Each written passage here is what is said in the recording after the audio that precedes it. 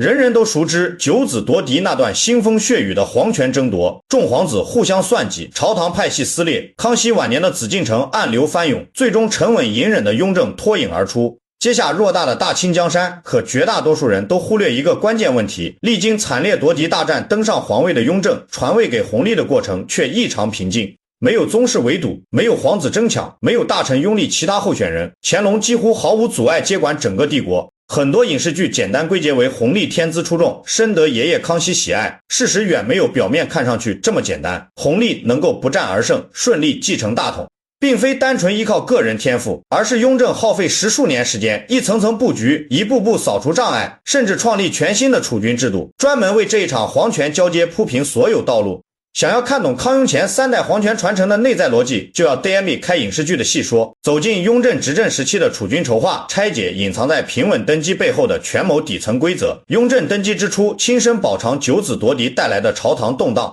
他比任何人都清楚，公开册立太子会引发怎样的灾难。一旦储君名分公开，太子身边会迅速聚集一批投机官员，自发形成太子党。剩余皇子不甘心落败，会联合反对势力持续发难，朝堂必然再次分裂，重蹈康熙晚年的覆辙。8阿哥胤祀、9阿哥胤妃等人留下的朋党势力依旧盘根错节，宗室之中不少人依旧对雍正皇位抱有质疑。如果早早确立太子，新的夺嫡风波会再度席卷紫禁城。正是出歹这层顾虑，雍正创立封建王朝极为特殊的秘密立储制度，他将写有继承人姓名的谕旨密封赶锦匣之中，放置乾清宫正大光明牌匾后方，同时另外书写一份副本随身携带。除了皇帝本人，没有任何人知晓储君人选。这套制度最大的好处便是掐灭皇子结党营私的源头，皇子不知道谁会成为未来君主，不敢明目张胆拉拢朝臣，大臣也无法提前押宝站队，朝堂派系斗争被极大压缩。而弘历正是这份秘密诏书之上早已写定的名字。不过仅仅依靠一套制度，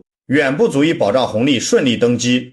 雍正最先要解决的障碍便是自己的长子弘时。弘时身为雍正成年皇子之中年龄最长之人，按照传统嫡长继承观念，他天然拥有竞争储位的资格。弘时性情外放，行事执拗，内心始终认定自己才是皇位理所应当的继承者。更为致命的是，弘时私下与八爷党残余势力往来密切，甚至在朝堂之上屡次为胤祀等人说情。在雍正眼中，弘时不仅政治眼光短视，立场更是与自己截然相反。雍正一心推行新政，整顿吏治，摊丁入亩，火耗归公，触动大量士绅宗室利益。弘时却向往宽和治世，认同八阿哥那一套笼络宗室、安抚士绅的执政思路。父子二人治国理念产生无法调和的冲突。倘若留下弘时，未来弘历继位之后，弘时极有可能联合反对势力发起动乱。为了杜绝日后皇室内斗，雍正逐步剥夺弘时一切爵位，将他过继给已经被削除宗籍的胤祀，彻底断绝弘时争夺储位的可能性。弘时短短数年抑郁离世，这场皇室内部的潜在动乱被雍正提前扼杀在萌芽之中。很多人感慨雍正对亲子过为体残酷，可站在皇权稳定的角度来看，雍正亲身经历夺嫡之痛，绝不愿意让下一代再度上演骨肉相残的悲剧。清除弘时不是单纯的父子矛盾，而是为弘历清除最直接的皇位竞争者。处理完弘时之后，雍正剩下的成年皇子寥寥无几。弘昼性情淡泊，终日装疯卖傻，不愿卷入皇权争夺，一心只想做个逍遥王爷，主动放弃所有竞争资格。最小的皇子弘瞻年纪尚幼，雍正离世之时尚且没有长大成人，根本不具备参与储位争夺的条件。如此一来，弘历在皇子之中已经没有同级别的竞争对手，但雍正依旧没有放松警惕。他十分清楚皇子之间没有威胁，不代表朝堂重臣不会干预皇权交接。雍正朝两大核心文臣张廷玉、鄂尔泰手握文臣体系大权，军中权势极盛的年羹尧早已被雍正赐死，隆科多圈禁病逝，军政两方潜在威胁大多数已经提前处理完毕。与此同时，雍正刻意长期重点培养弘历，给予他大量参与政务、巡查地方、祭祀天地宗庙的机会。表面上没有太子名分，实则让全天下官员慢慢形成共识，弘历就是默认的继承人。各地巡查途中，弘历接触地方官员，积累治理地方的经验，建立属烂自己的人脉，无声无息完成接班前的政治历练。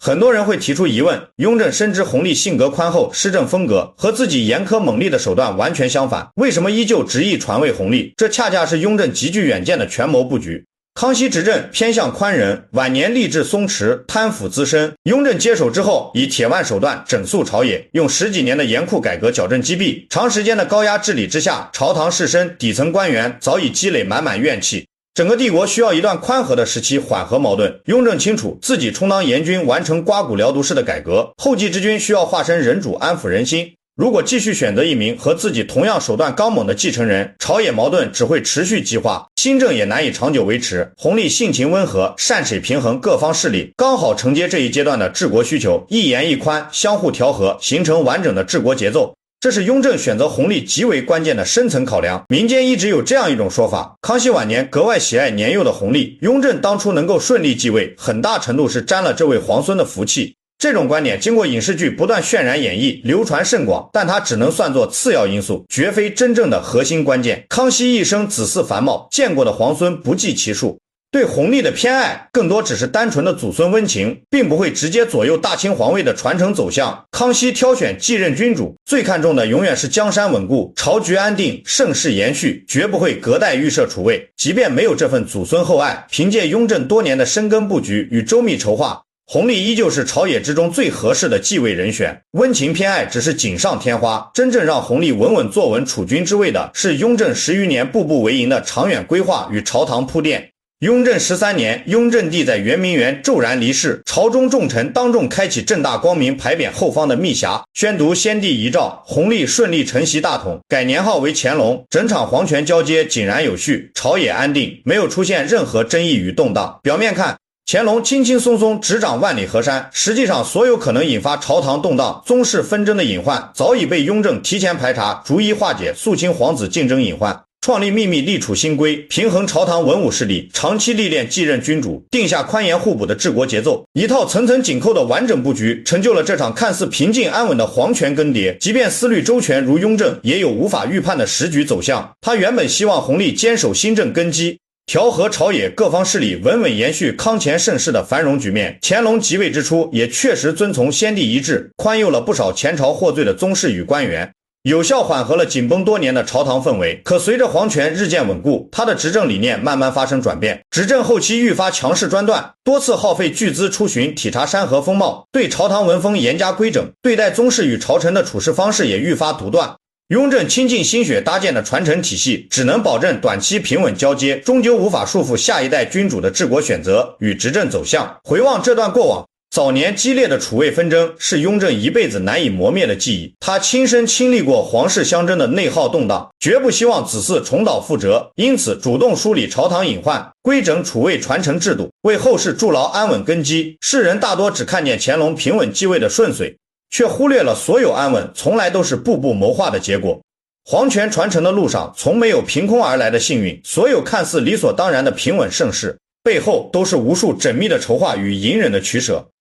弘历平稳登基不只是一次简单的皇位交替，更是雍正吸取早年储位纷争教训，量身打造的一套完善皇权传承体系。这套秘密立储制度也深刻影响了清代后续的君主传承，成为清宫制度发展中极为关键的革新。读懂雍正为弘历铺下的每一步路，我们才能真正看懂康雍乾三代盛世的递进逻辑，读懂史书深处封建皇权代代更迭的深层格局与处世智慧。